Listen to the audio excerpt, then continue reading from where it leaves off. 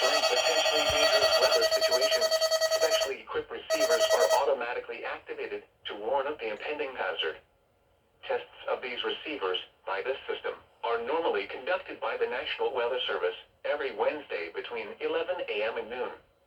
When there is the threat of or existing severe weather in the area on Wednesday, the test is postponed until the next available good weather day.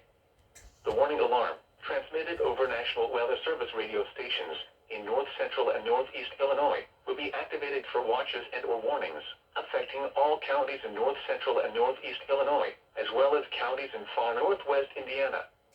Reception of this broadcast and the alarm tone will vary at any given location. This variability, normally more noticeable at a distance from a given transmitter, will occur even though you are using a good quality receiver in perfect working order. This concludes the tone alarm test. We will now return to our regular program.